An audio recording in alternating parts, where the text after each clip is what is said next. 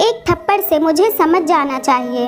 अरे एक बार सबके सामने हाथ उठा भी दिया तो कौन सी बड़ी बात हो गई। पति है तुम्हारा, इतना हक तो बनता है। और फिर सारे अपने ही तो लोग हैं, आदमी जात है। कभी कभी गुस्सा सिर के ऊपर चला जाता है तो इंसान का हाथ उठ ही जाता है। अब दिमाग एक तरफ तो रहता नहीं है, 100 काम होते हैं। व्यापार, घर, रुपया, पैसा, बैंक, लोन, रिश्ते, नातेदार, कर्जदार। एक अकेला क्या क्या देख लेगा। वैसे भी बहुत दिन हो चुके हैं, अब उस बारे में सोचने से कोई मतलब नहीं। तब तक यूं घर पर बैठी रहोगी। मुझे लगता है अगर दामाद जी तुम्हें लेने नहीं आ रहे हैं तो अब तुझे अब खुद अपने घर वापस चले जाना चाहिए। माँ सुजाता जी बोले चली जा रही थी। वहीं रागिनी अपलक एक टक माँ को निहारे जा रही थी, पर शायद माँ में वो अपनत्व अब उसे नजर नहीं आ रहा था। पर माँ के कहे शब्द जरूर उसके कानों में गूंज रहे थे।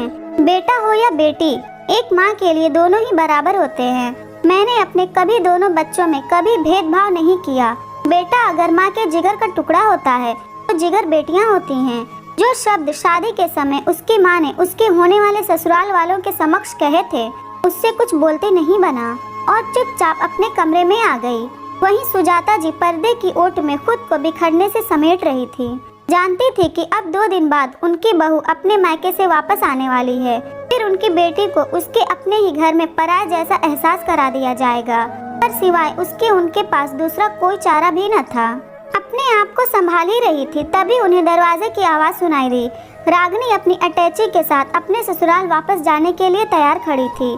शाम तक का खाना भी बना दिया है, जाकर कुछ नहीं करना पड़ेगा, सिकाई करती रहना, जल्दी ही आराम मिल जाएगा।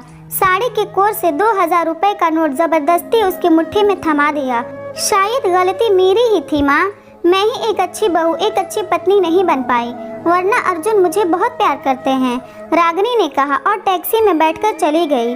वहीं सुजाता जी को अपने दिए गए संस्कार पर बहुत गर्व महसूस हो रहा था। आखिर उनके संस्कारों की जीत जो हो रही थी।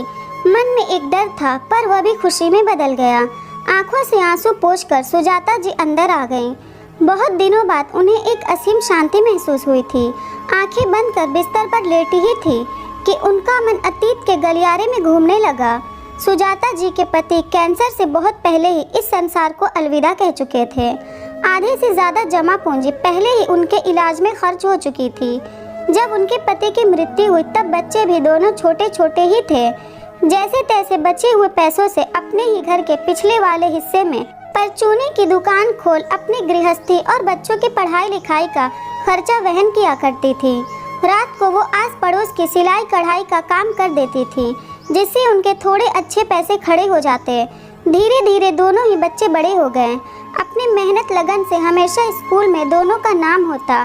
बेटे हेमंत ने 12वीं करते ही माँ के काम में हाथ बटाना शुरू कर दिया था।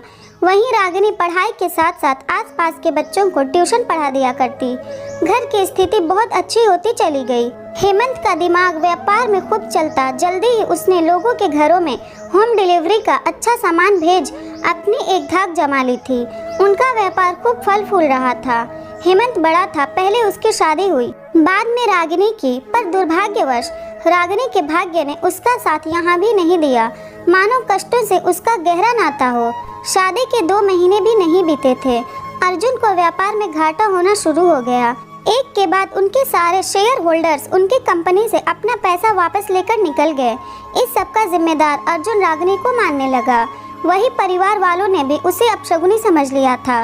उनके हिसाब से रागिनी के पैर उनके घर के लिए अशुभ थे, इसलिए आए दिन अर्जुन रात को अक्सर शराब पीकर रागिनी को मारने पीटने लगता था। कुछ समय तक तो वह सब कुछ सहन करती रही, पर जब एक दिन उसने शराब के नशे में सभी के सामने उस पर हाथ उठा दिया तो वह खुद को रोक नहीं पाई और वहां से सीधा अपने घर आ गई। पर सुजाता जी के व्यवहार से उसे समझ आ गया था कि उसके लिए अब इस घर में कोई जगह नहीं है, इसलिए वह वापस अपने ससुराल चली आती है। यहाँ रागिनी जैसे ही अपने घर के अंदर कदम रखती है, अर्जुन के तेज ठहाके उसके कानों में बजने लगते हैं। क्या हुआ हो आई, अपने घर भेज दिया ना वापस यहाँ।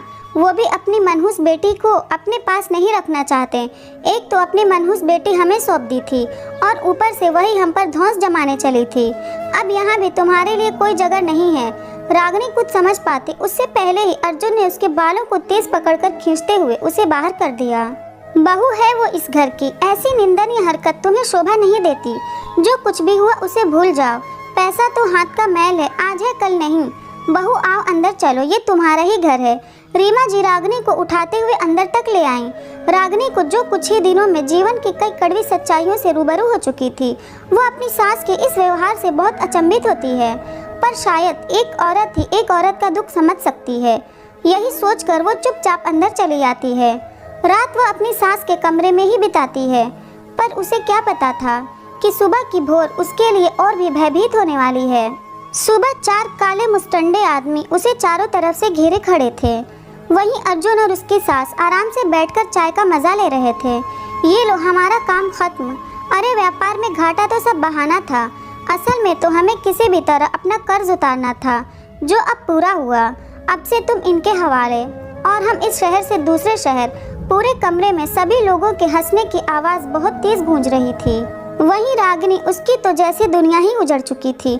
उसकी पूरी दुनिया उसके हमसफर ने ही उसे जो बेच दिया था, जिसमें उसके साथ पूरा परिवार भी शामिल था। उसकी चीत्कार और रुदन सुनने वाला उस पूरे घर में कोई न था, और न ही अपने बचाव करने का कोई भी रास्ता।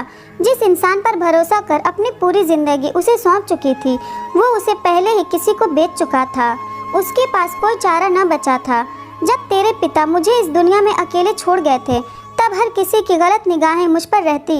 एक अकेली औरत दुनिया की नज़रों में सबसे आसान और सरल निशाना होती है, पर अपने अंदर की हिम्मत और खुद के आत्मविश्वास से हर डर का सामना किया।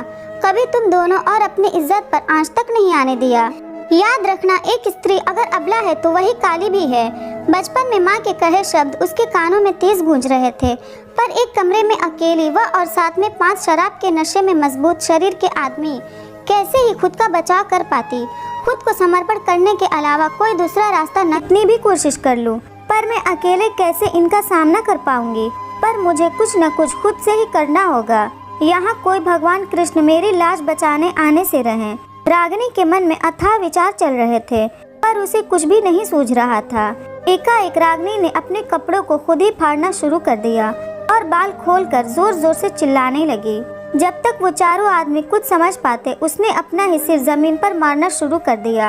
रागिनी का इतना भयंकर और डरावना रूप देखकर चारों ही घबरा गए और रागिनी को पागल समझने लगे। उन्होंने अर्जुन को उनके साथ धोखा करने के लिए पकड़ लिया और गाली गलौज शुरू कर दी। इस सभी का फायदा रागिनी ने उठाया और वो वहाँ से भाग निकली। सुबह के 11 बज रहे थे। रागिनी के कपड़ों की हालत बहुत बुरी हो चुकी थी। उसकी ऐसी दयनीय और डरावनी हालत देख आधे से ज़्यादा लोग किनारा कर रहे थे। पैसे की एक पाई उसके पास न थी। किसी से क्या ही मदद की गुहार लगाती। अभी उसके मन में इतने विचार चल ही रहे थे कि वह सड़क पर बेहोश होकर गिर पड़ती है। आपके पति कौन है? कहाँ रहती हो? तुम्हारी इस हालत का कौन जिम्मेदार है? होश में आते ही रागिनी ने खुद को एक सरकारी अस्पताल में पाया था। मुझे बताना चाहिए या नहीं, पर तुम माँ बनने वाली हो सके तो अपने घर से किसी को बुला लो, नर्स ने उससे कहा था। रागिनी को तो कुछ समझ ही नहीं आता कि वह इस खबर को सुनकर हंसे या रोए। आंखों से आंसू मानो सूख ही चुके थे, पर वहाँ मौजूद नर्स ने उसे संभाल लिया था। उसकी मदद से रागिनी ने अपनी माँ को फ़ोन मिलाया। थोड़ी देर में माँ, भाभी, भैया तीनों ही अस्पताल में पहुँच चुके थे। रागिनी से पूरी कहानी जानने के बाद हेमंत अर्जुन के खिलाफ पुलिस ने रिपोर्ट लिखाता है। तीनों को ही जेल होती है। वहीं हेमंत रागिनी को लेकर उसके घर ले आता है। अंदर से पूरी तरह टूट चुकी रागिनी को अपने मायके में न केवल भावात्मक सहारा मिलता है, बल्कि उसका शारीरिक ध्यान भी रखा जाता है। जिस बहू के डर से सुजाता जी ने उस नरक में भेज दिया था, वही भाभी उसकी खूब सेवा भाव करती हैं। 15 दिन बीत जाते हैं, तब सब रागिनी से उसका बच्चा गिराने की सलाह देकर उसे एक नए सिरे से फिर से जीवन जीने की सलाह देने लगते हैं, पर रागिनी उसके लिए तुरंत मना कर देती है। जब माँ आप अपने दोनों बच्चों को पाल पोस कर बड़ा कर एक अच्छी ज़िंदगी दे सकती हैं, तो मैं क्यों नहीं? फिर मेरे साथ तो आप सभी का साथ है। रागिनी निर्णय ले लेती है, पर मैं यहाँ आप सबके साथ नहीं रहना चाहती। आप मुझे पास में ही एक कमरा किराए पर लेकर दे दीजिए, मैं वहाँ चली जाऊँगी। रागिनी हाथ जोड़कर सभी से कहती है, जैसा आप चाहो दी वैसा ही होगा। भाभी एक बार फिर उसका साथ देती हैं। रागिनी को घर के पास ही एक कमरा दिलवा दिया जाता है, क्योंकि वह अपने आप को किसी के ऊपर बोझ नहीं बनने देना चाहती थी। जो कुछ भी उसके साथ हुआ वो इतनी आसानी से भूल भी नहीं सकती है। पर चूंकि अब वह अर्जुन के बच्चे की माँ बनने वाली थी और वह इस बच्चे को अपनी ज़िंदगी में भी लाना चाहती थी, वह अपने बच्चे और ख़ुद को एक आत्मसम्मान की ज़िंदगी देना चाहती थी, इसलिए अलग घर में रहती है।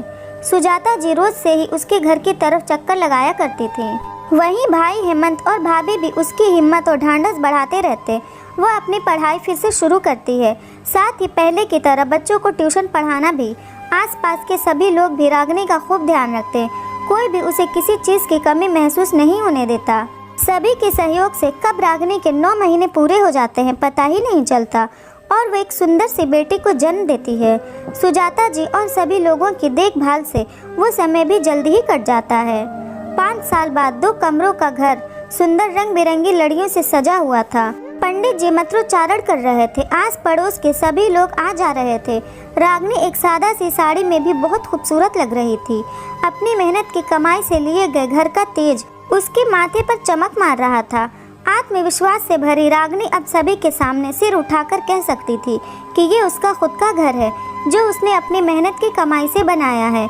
उसे अपना जीवन यापन करने के लिए अब न किसी मायके की ज़रूरत है और न ही ससुराल की। पर वह अपने घर आए सभी मेहमानों के समक्ष बोलना शुरू करती है, मैं आज जो कुछ भी हूँ वह आप सभी की बदौलत हूँ। सही समय पर अपनी बेटी पर विश्वास कर उसे नर्क में वापस न भेजकर जो उपकार उस समय मेरे घर वालों ने मुझ पर किया वही मेरे लिए नई जिंदगी साबित हुआ। मैं आप सभी लोगों से विनती करना चाहती हूँ कि अपने बहन बेटी पर विश्वास करना सीखें। ज़रूरी नहीं कि हर बेटी को ही समझौता करने की हिदायत दी जाए। मानती हूँ मैं कि एक लड़की को अपने ससुराल और नए घर में एडजस्ट करना आना ही चाहिए, फिर चाहे वो कैसे भी हो, पर अपने आत्मसम्मान से समझौता कभी नहीं करना चाहिए। आगे आए उसके मन की बातों को पढ़ें, उसका साथ दे, बदले में वो बहुत कुछ कर सकती है। मत सोचे कि आपकी बहू क्या सोचेगी, मत सोचे दुनिया वाले क्या सोचेंगे, बिना पति के कैसे उसका गुजारा होगा। सोचे तो सिर्फ और सिर्फ अपनी बेटी के उज्जवल भविष्य के बारे में, जैसा आप सभी ने मेरे लिए किया।